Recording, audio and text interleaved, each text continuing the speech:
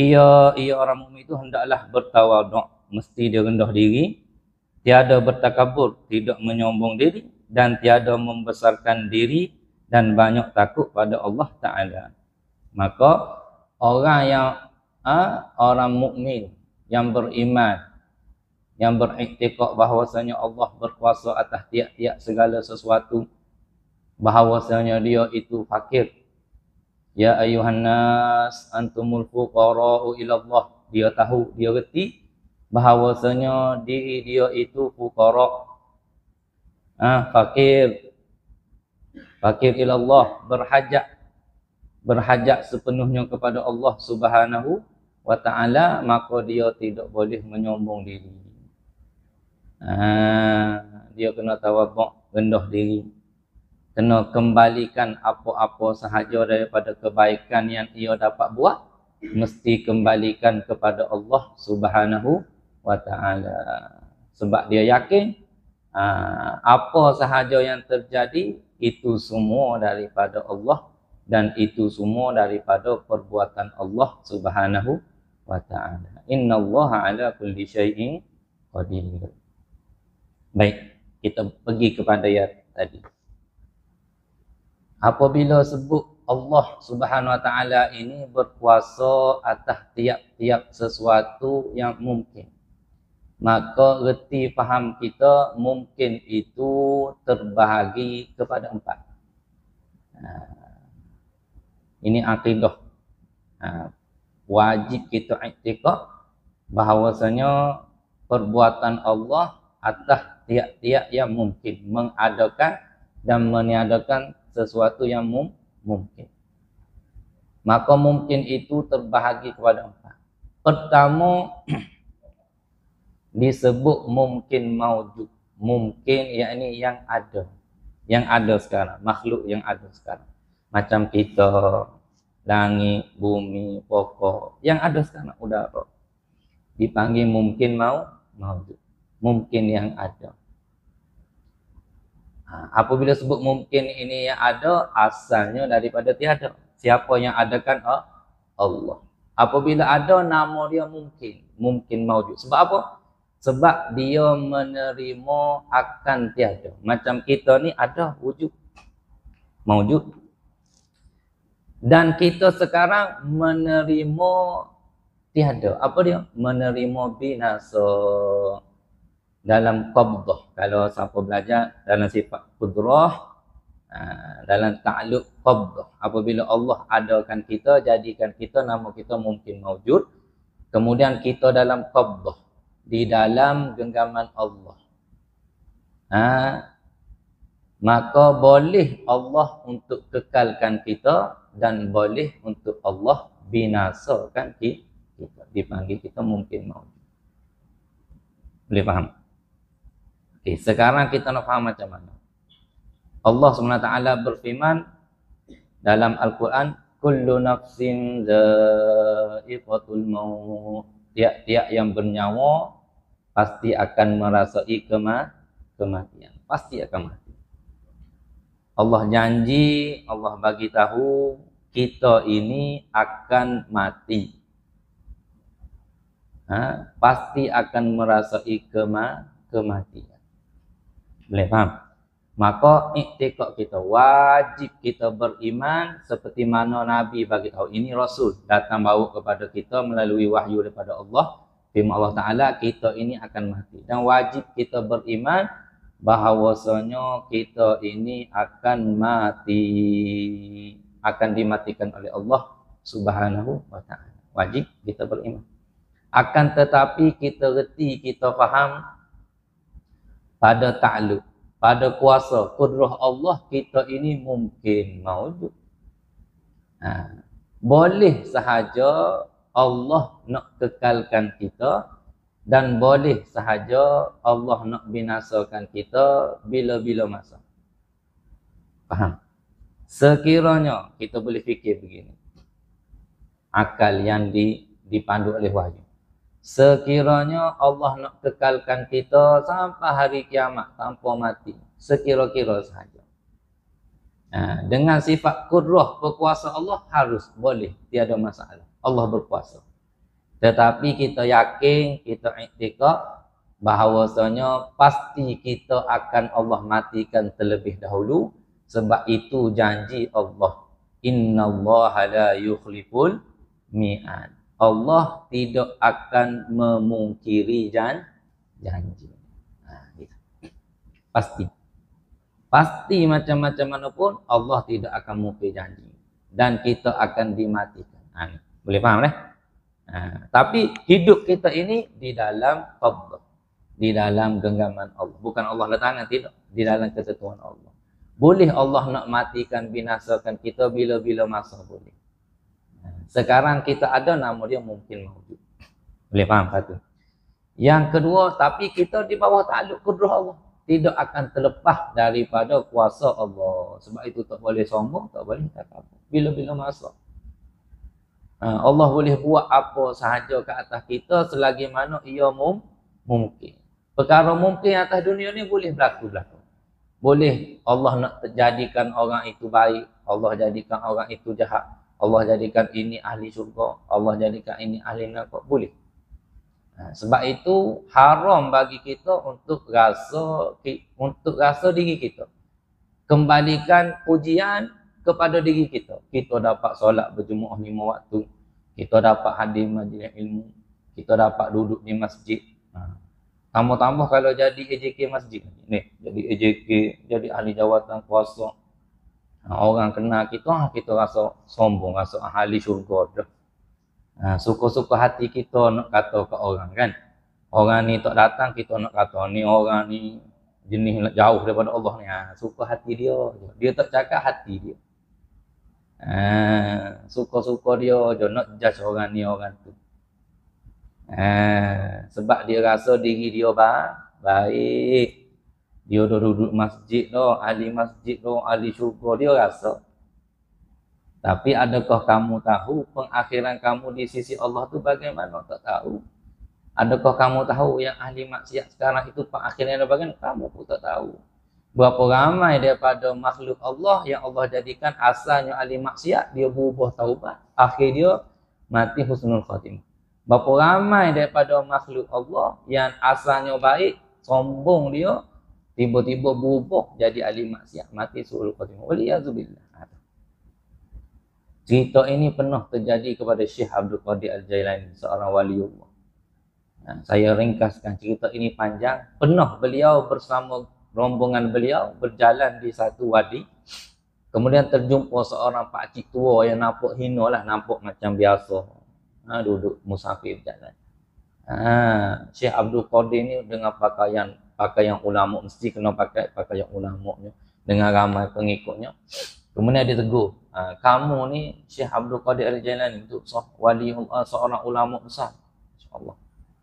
Kemudian apa soalan pakcik tu? Pakcik tu tanya 3 soalan, saya ringkaskan soalan yang terakhir. Ini Allah hantar pakcik ni nak mendidik, nak mengajar kekasih dia. Nak bagi ilmu kepada kekasih dia. Apa kata pakcik ni? Adakah Allah Subhanahu wa taala berkuasa? Berkuasa apa? Menukarkan, menjadikan aku pada kedudukan kamu dan kamu pada kedudukan aku. Boleh tak? Apabila Syekh Abdul Qadir dengar soalan ni, tahu dia jawab apa? Tak sempat jawab. Bergegar tubuh dia, terus pengsan. Pengsan tu. Sebab dia faham, dia reti Allah Subhanahu Wa Taala berkuasa atas tiap-tiap sesuatu yang mungkin, yang harus. Kan? Menjadikan seseorang itu baik dengan amalan yang baik, istiqamah sampai ke akhir hayat masuk syurga, itu harus bagi Allah. Nak jadikan seseorang itu asalnya baik, kemudian Allah jadikan dia sombong dengan sifat sombong dia dengan ini, Allah jadikan akhir hidup dia berubah, mati waliyazubillah. Boleh, harus bagi Allah Subhanahu Wa Taala. Boleh faham deh. Kita mungkin mawjud masih dalam genggaman Allah, kuasa Allah. Maka tak boleh sombong, tak boleh takabur, tak boleh apa. Cuma kita ada syariat kita redha dengan taat, tak redha dengan maksiat. Jangan pula kita tak apalah dah dia buat maksiat apa Allah tentukan. Itu kita dah belajar dah. Kan? Apabila berlaku maksiat, Kalau kita mampu untuk ubah, maka kita kena ubah daripada salah daripada 3. Pertama, sekiranya kita ni ada kuasa seperti ayah kepada anak, kena ubah dengan kuasa kita lah, tangan ke apa, kita tarik dia, kita halang dia, kita halang daripada memberi nafkah dari sebab dia buat maksiat. Begitu lebih kurang. Kedua, sekiranya kita tiada kuasa begitu, seperti mana kita ini dengan jiran contoh ataupun dengan kawan-kawan, takkan kita nak tarik apa, kita boleh nasihat dengan lisan. Tapi kalaulah dengan lisan itu boleh menyebabkan mudarat lagi besar, kita tahu sekiranya kita cakap boleh bergaduh, dia ni something contohlah kan, jiran kita ni, maka tak perlu, tak wajib ke atas kita untuk mudaratkan diri kita. Cukup kita buat pilihan yang ketiga, iaitu kita tidak redha dengan hati. Itu martabat orang yang beriman. Bukanlah orang yang tidak teguh dengan tangan, tidak teguh dengan mulut, iman dia tinggi, tidak. Orang yang tak boleh teguh dengan muka, tak boleh teguh dengan tangan, tak boleh teguh dengan mulut, iman dia rendah, tidak, bukan. Bukan begitu. Bahkan boleh jadi orang yang dia teguh, dia tak redha maksiat dengan hati, dia doakan ahli maksiat supaya berubah, bahkan dia boleh jadi iman lagi tinggi di sisi Allah. Sebab itu hadis ini dibahaskan oleh para alim ulama, seperti mana Nabi berkata, man ra'a minkum munkaran falyughayyirhu bi yadihi fa illam yastati' fa bi lisanihi fa illam yastati' fa bi qalbihi wa huwa adhaful iman. Bukan tingkatan iman, tapi maratibul af'alul mu'min, yakni tingkatan perbuatan orang beriman. Contoh, kita semua ni mudah-mudahan orang beriman semua, mudah-mudahan, amin ya rabbal alamin. Ada daripada kalangan kita ini penghulu kampung, ada daripada kalangan kita ini ketua polis contoh, ada dia ni ahli parlimen, ikutlah dia ni ada jawatan yang dia ini boleh guna kuasa untuk tegur, guna tangan lah tu, kuasa. Macam kita tak mampu guna itu, mungkin kita boleh guna mulut, nasihat. Kalau tak mampu juga, dengan hati, boleh faham? Bergantung kepada kuasa yang Allah anugerahkan apa kepada kita. Tapi kalau supaya mudah kita faham, letakkan diri kita sebagai ayah, apabila anak kita buat maksiat, maka itu tanggungjawab kita teguh dengan tangan. Kuasa lah, maksud dia kuasa. Jangan kita, anak kita boleh cegah dengan hati je, Ustaz tak boleh nak buat apa, itu bahaya. Jadi ayah boleh cegah dengan hati je. Biar je anak tak tutup aurat, biar je anak bawa boyfriend, girlfriend masuk rumah, tak boleh buat apa, Ustaz. Jiwa muda, tak boleh. Man redha bil maksiati maksiatun. Barang siapa yang redha dengan maksiat, maka dia turut maksiat. Boleh faham tuan-tuan? Tingkatan orang yang beriman, dia begitu. Paling kurang dia akan tolak maksiat itu dengan hati. Boleh. Allahumma salli ala sayyidina Muhammad. Baik, itu yang pertama tadi kita sebut mungkin mawjud. Kemudian di bawah takluk kuasa Allah, bawah kudrah Allah, yakni mungkin ma'dun ba'da mawjud, yakni sesuatu yang sudah Allah tiadakan selepas daripada hidup, selepas daripada mawjud ada. Contoh mudah adalah datuk nenek kita yang sudah meninggal dunia. Seseorang yang sudah meninggal dunia, itu contoh paling mudah.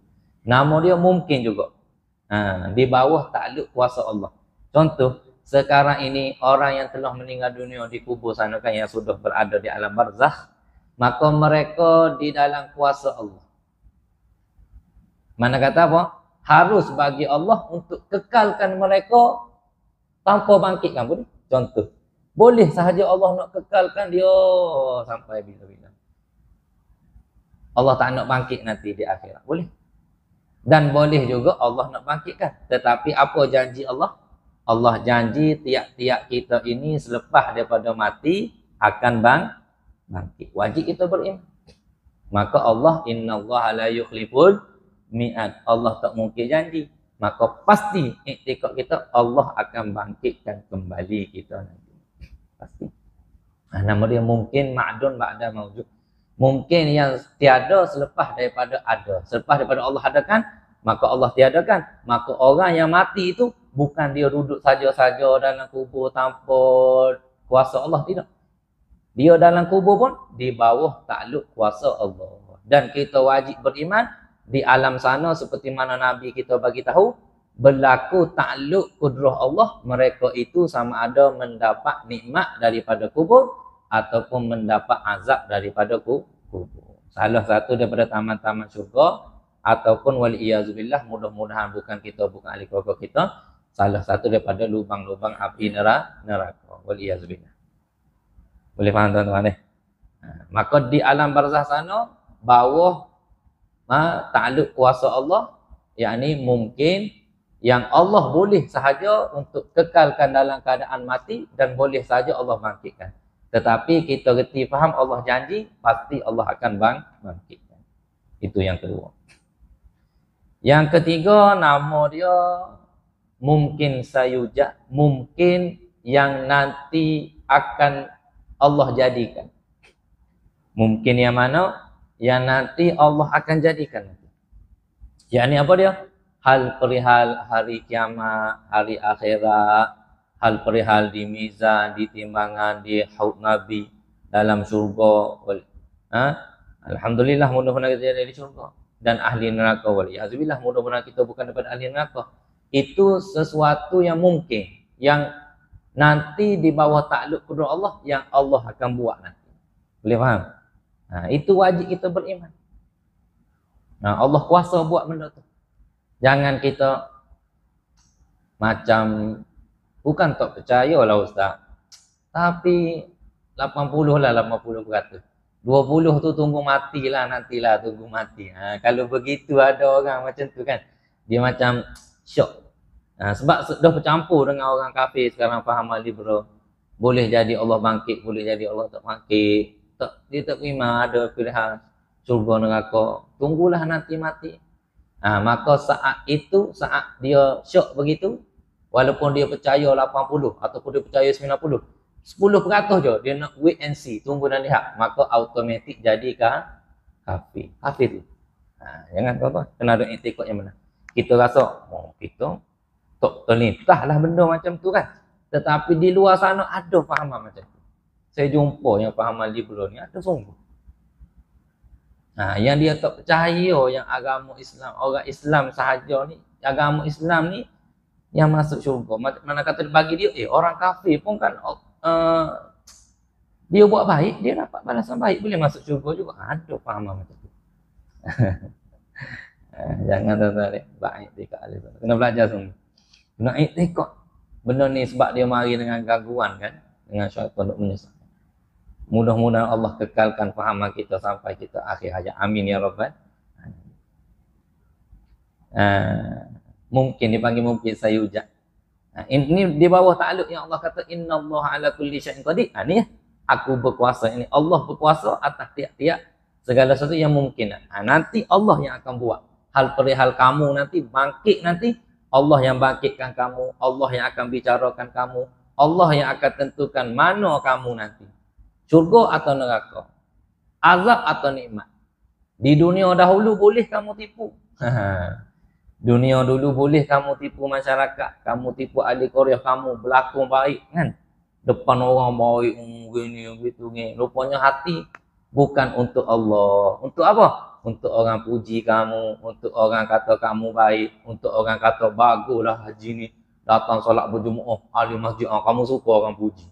Sedangkan puji-pujian apa semua kebaikan itu milik Allah, kamu suka ambil. Maka Allah anugerahkan, Allah bagi benda itu di dunia, di akhirat nanti Allah kata apa kepada kamu? Waliyahzubillah, sudah aku anugerahkan apa yang kamu mahu di dunia, kamu sudah mendapat pujian. Bahkan semasa kamu mati, kamu tak tahu. Semasa kamu mati, satu qaryah puji kamu. Kamu ni orang baik, kamu ni begini, kamu ni begitu, kamu ni begini, begitu. Rupa-rupanya kamu tipu mereka sahaja. Kamu nak pujian daripada mereka. Sekarang ni mereka sudah puji kamu. Sekarang amalan kamu bukan untuk aku. Berambuh kamu masuk api neraka. Wal iyadu billah. Semua. Sebab itu kita kena hati-hati. Sebab itu dalam agama kita wajib kita belajar 3 perkara: tauhid, fikih, tasawuf. Tauhid bab mengenal akal Allah, fikih bab hukum hakam, bab kita nak solat, puasa, haji, zakat nak sah. Tasawuf Apa sahaja yang kita buat untuk Allah, semata-mata kerana Allah. Allah. Sebab kita buat untuk Allah. Ibadah kerana menurut perintah Allah. Tapi kita buat tapi untuk manusia puji. Dia berbelah bahagi, bukan untuk Allah. Maka tidak akan Allah terima. Itu sebab itu jadi wajib belajar tasawuf, ilmu ihsan. Kerana Allah semata-mata. Boleh tuan-tuan Masya Allah. Mudah-mudahan Allah bantu kita. Kita apabila kita kenal Tuhan kita, itu nama dia mungkin sayujat. Allah berkuasa atas apa yang lagi akan datang, yang wajib kita beriman, yang akan berlaku. Allah yang kuasa buat semua. Tu. Mutlak. Boleh faham? Yang keempat, last sekali, dipanggil mungkin alimallahu wa annahu lam yujad. Ini tuan-tuan kena fokus sedikit. Sebab dia agak boleh jadi keliru lah sikit kalau baru dengar. Kalau tuan-tuan dah biasa dengar, puan-puan dah biasa dengar, insya-Allah lah. Dipanggil mungkin alimallahu wa annahu lam yujad. Mungkin ini sesuatu yang boleh ada, boleh tiada. Alimallahu annahu lam yujad, yang Allah Maha tahu, yang Allah tahu. Dalam ilmunya, ilmu Allah ni tidak akan berubah. Iradah Allah pun tidak akan berubah, kehendak. Sebab itu kita akan belajar nanti kehendak Allah. Apa yang Allah buat mengikut kehendak dia dan diketahui oleh ilmu dia. Apa yang Allah buat sekarang ini yang berlaku esok, bukan hari ni baru fikir, baru tentukan, tidak. Bukan kata dulu tentukan lain, apabila sekarang tengok nampak baik pula si fulan ni, tukarlah, bukan. Di sisi ilmu Allah tak berubah, tak bertukar apa dah. Di sisi kita ya bertukar. Sebab kita tak tahu. Sebab tu Allah kata dalam Al-Quran, Allah kata apa dia? Asa an takrahu syai'an wa huwa khairul lakum wa asa an tuhibbu syai'an wa huwa syarrul lakum wallahu ya'lamu wa antum la ta'lamun. Boleh jadi apa yang kamu benci, takrahu syai'an. Kamu benci, kamu tak suka kan? Tak sukalah benda jadi macam ni. Contohlah apabila kita nak keluar, tiba-tiba pecah tayar kereta ataupun tayar pancik ataupun tiba-tiba tak boleh nak pergi. Ikutlah. Kita tak suka sebab kita rancang lain. Boleh jadi apa yang kamu tidak suka itu baik bagi kamu. Boleh jadi apa? Sekiranya kamu teruskan perjalanan, mungkin kamu yang accident tu. Mungkin kamu yang ni. Mudarat lagi besar. Boleh jadi macam tu. Ataupun kalau tak jadi macam tu, boleh jadi apa yang kamu nak, apa yang kamu tak suka, itu yang Allah bagi, itu yang terbaik bagi kamu. Lagi akan datang baru kamu reti. Ini rahsia daripada ilmu Allah. Allah tak bagi aku hari itu yang aku tak suka. Aku nak, Allah tak bagi. Kita suka tak apa yang kita nak Allah tak bagi? Suka tak? Tak suka. Rancangan kita begini. Maksud dia begini, rancangan kita begini, tiba-tiba tak jadi. Itulah yang Allah kehendaki tak jadi. Kita tak suka dan hati Allah. Kenapa tak jadi? Aku dah rancang baik punya rancang. Kan? Asa an takrahu syai'an wa huwa khairul lakum. Kita tak suka. Selepas daripada lalu setahun, 2 tahun ataupun beberapa bulan, baru kita nampak hikmah dia. Patutlah. Aku tak dapat yang itu, aku dapat yang ni.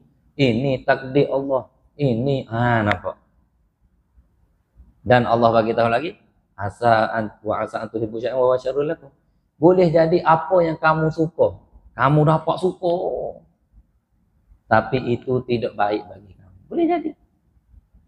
Wallahu ya'lamu antum la ta'lamun. Allah tahu dan kamu tidak tahu. Boleh faham? Masya Allah. Pukul apa jam? Isyak. 9 minit lagi. Kita tunggu azan isyak. Sebab perkara yang saya nak bagi tahu ni, lepas azan kita bagi tahu. Yang keempat, mungkin alimallahu annahu lam yujad. Mungkin yang dalam ilmu Allah, Allah Maha tahu, sedia tahu, yang Allah tidak akan adakan dia, yang Allah tidak akan wujudkan dia, walaupun Allah boleh buat. Tapi Allah tidak akan adakan, tidak akan wujudkan dia sama sekali. Contoh, lagi akan datang kita bahas, kita tunggu azan.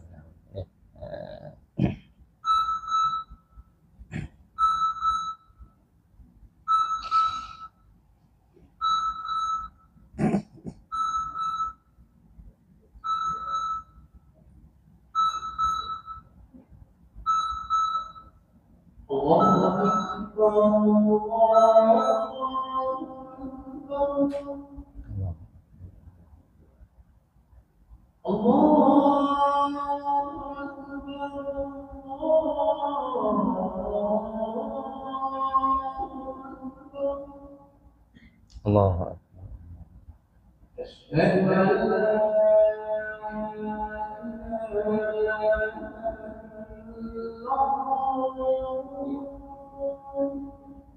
Asyhadu an la ilaha illallah.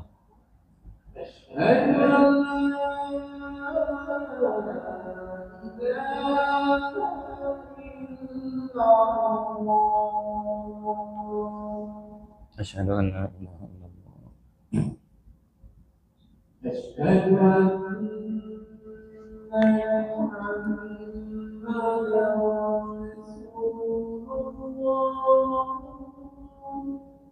Asyhadu anna Muhammadar Rasulullah.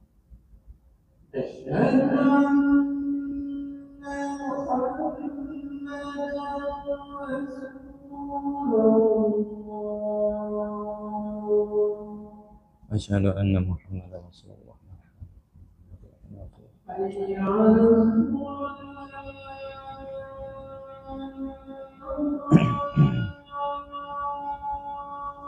La haula wala quwwata illa billahil aliyyil azim.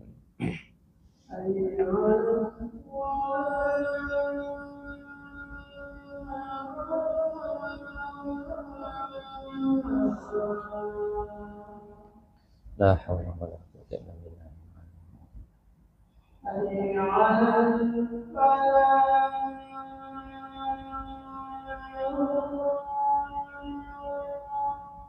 La haula.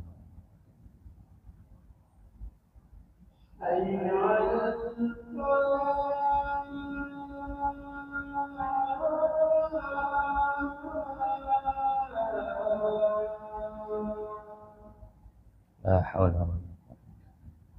Allahu akbar.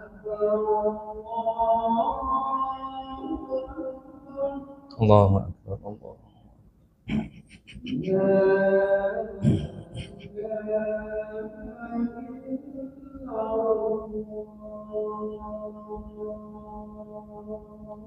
La ilaha illallah Muhammadur Rasulullah sallallahu alaihi wasallam. Memerintah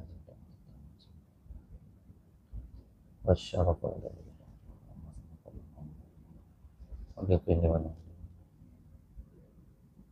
ورحمهم ومن نسألك العفو والعافية في الدين والدنيا والآخرة. Alhamdulillah.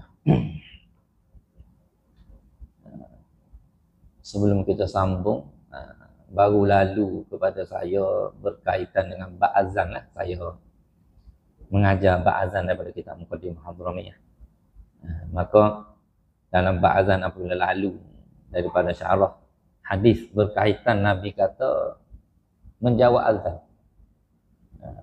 Idza qala muazzinun Allahu akbar Allahu akbar Allahu akbar Allahu akbar. Kemudian Nabi kata kita jawab Allahu akbar Allahu akbar.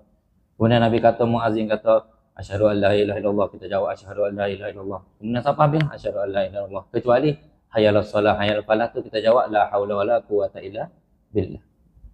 Kemudian akhir hadis Nabi kata, kemudian muazzin kata Allahu akbar Allahu akbar, kita jawab Allahu akbar Allahu akbar, la ilaha illallah, kita jawab la ilaha illallah biqalbihi, dengan hati kita.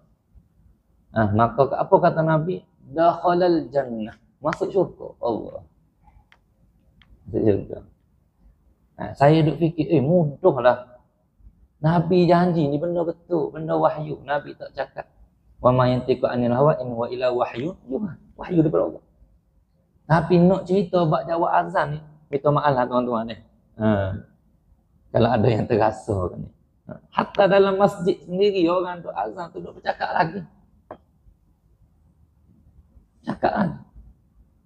Golik-golik kalau bercakap ni azan tu tak jawab lah. Kalau dia jawab azan, lepas tu cakap, lepas tu jawab azan. Tapi golik kalau dah bercakap ni susah nak jawab. Kalau dalam masjid begitu, luar masjid macam mana? Sebab itu saya duk tilik fikir hadis ni. Nabi bagi tahu ni kita nampak senang. Dah masuk syurga sebab jawab azan. Tetapi untuk amal tu, agak-agak berapa persen orang berhenti buat kerja, dengar azan, jawab azan. Berapa orang? Kalau dalam masjid pun orang boleh cakap lagi masa azan. Bahkan saya tengok dalam kitab tu disebut, disyarah, orang yang tidak hormat azan bercakap ketika azan tanpa uzur, sengaja dia bercakap tanpa azan, tanpa ada asbab, tanpa ada kepentingan, boleh jadi asbab su'ul khatimah. Waliyazubillah. Disebut dalam kitab. Allah. Kan? Kemudian dalam hadis kata lagi Nabi, barang siapa selepas daripada azan, sunat dia selepas azan la ilaha illallah, dia jawab Muhammadur Rasulullah sallallahu alaihi wasallam. Dia selawat kata Nabi, kemudian baca doa Allahumma rabb hadhihi da'wati tammah. Kan dia baca tadi kan. Maka siapa yang baca doa itu, maka kata Nabi dapat syafaat aku. Wajib Nabi syafaat. Sebab tu kita tengok mudah. Tapi untuk amal tu bukan mudah. Ni tuan-tuan ni. Minta maaf lah kalau ni terasa. Sebab saya kena bagi tahu lah benda ni. Supaya kita ni kadang-kadang nasihat. Fazakir fa inna zikra tanfa'ul mu'min. Berilah peringatan kerana peringatan itu memberi manfaat bagi orang mukmin. Dia tak kira. Orang mukmin ni dia tak sombong. Dapat nasihat, dia terima kasih. Terima kasih bagi nasihat. Saya terlupa sebenarnya. Dia begitu. Bukannya orang bagi nasihat, tak payah nasihat saya lah. Kamu tu budak kecil lagi. Saya ni dah makan garam daripada kamu. Tu orang sombong. Dia kira dia makan garam lebih. Dosa dia tak kira. Kalau budak tu pandai jawab, pocik lagi tua daripada saya, lagi banyak dosa daripada saya. Kalau budak tu pandai jawab, sedap dia kata, kamu tu, saya makan garam dulu daripada kamu lah. Sebab tu, jangan jadi orang sombong. Orang sombong ni dia tak terima nasihat. Boleh? Okay, habis. Yang terakhir kita bahas tadi, mungkin yang keempat, yakni mungkin yang Allah tahu dalam ilmu dia, yang Allah ni maha mengetahui dan ilmu dia tidak berubah. Ilmu Allah ini tidak didahului oleh tidak tahu. Dia tak sama macam ilmu kita. Macam ilmu kita ni, perkara yang akan berlaku esok, kita kena tunggu esok. Contoh, apa yang berlaku esok, kita tak tahu. Esok baru kita tahu. Ilmu Allah bukan tunggu bila-bila, tidak. Dialah yang tahu dan dialah yang tentukan, dialah yang buat. Daripada awal sampai akhir, apa yang berlaku ke atas kita, syurga atau neraka kita, apa berlaku, semua Allah tahu. Apa esok, apa kita buat, Allah tahu semua. Sebab ilmu Allah dia tidak berubah dan dia tidak didahului oleh tidak tahu. Dia bukan bahasa usaha ikhtiar. Ilmu kita asalnya tidak tahu. Bangsa usaha ikhtiar, belajar. Barulah tahu. 1 tambah 1, 2. Lepas belajar. Tuan-tuan beranak lahir umur 3 bulan, 4, 5 bulan, setahun. Tahu dah 1 tambah 1, 2. Tak tahu lagi. Itu ilmu kita asal daripada tidak tahu. Tapi ilmu Allah, dia bukan daripada tidak tahu. Sebab ilmu Allah asalnya daripada apa dia? Tiada permulaan. Sebab dia azali. Qadimun azaliyun. Tiada yang buat. Dia mati. Maka dalam ta'alluq kudrah Allah yang terakhir sekali, mungkin alim Allah annahu lam yujad. Allah tahu yang apa dia? Yang dia boleh buat tetapi dia tinggal buat. Contoh paling mudah saya ambil kepada tuan-tuan, puan-puan. Apa iktikad tuan-tuan? Apa yang Nabi bagi tahu kita tentang Fir'aun? Apa dia? Fir'aun, kenal Fir'aun. Apa kenal Fir'aun? Fir'aun ini ahli syurga atau ahli neraka? Nabi bagi tahu kita Fir'aun ni tempat duduk dia dalam syurga ke dalam neraka? Kita tak tahu. Dalam neraka. Macam Abu Lahab kan? Allah siap bagi tahu dalam Al-Quran lagi. Tabbat yada abi lahabin wa tabb, kan? Maka mereka menjadi penduduk neraka. Tak boleh kalau kita kata ayo apa. Boleh percaya apa Nabi bagi tahu. Kalau dia dalam syurga, kalau begitu boleh jatuh kafir, begitu kukuh. Sekarang ini iktikad kita tahu yang Nabi bagi tahu kita betul, semua benar. Nabi bagi tahu Fir'aun tu dalam neraka, Abu Lahab ni menjadi penduduk neraka, betul. Boleh faham Tetapi di sisi ilmu Allah, mungkin alim Allah ni boleh sahaja sekiranya Allah nak masukkan Fir'aun dalam syurga. Boleh sahaja. Sebab benda itu nama dia mungkin. Boleh sahaja Fir'aun tu Allah nak ampunkan dia, masukkan dalam syurga. Boleh sahaja. Tetapi mungkin itu yang Allah tahu, yang Allah tidak akan buat selama-lamanya. Tidak akan buat abadan-abadan. Sebab Allah sudah janji, Allah sudah tentukan dah begitu. Sebab Allah tidak akan mungkir janji. Faham tak ni? Sebab tu saya suruh tuan-tuan fokus tadi tu. Ada benda yang boleh sahaja Allah nak buat, tapi Allah tidak akan buat. Dan Allah tahu dia tidak akan buat. Dia akan kekalkan Fir'aun dalam neraka. Boleh faham? Semua bawah kuasa Allah. Apa yang kita faham? Mana kata kuasa Allah ni meliputi segala sesuatu yang mungkin. Apabila kita reti 4 benda mungkin, kita reti Masya Allah, sempurnanya kuasa Allah. Sempurna. Bukan macam kita. Boleh? Sebab itu apabila kita reti faham, sebab tu pengarang kita bagi tahu, maka tidak akan ada dalam hati kita takabur, sombong diri, rasa diri lebih baik daripada orang lain, rasa diri ni ahli syurga, orang lain semua. Tak ada. Memang kita nak masuk syurga, kita nak redha Allah.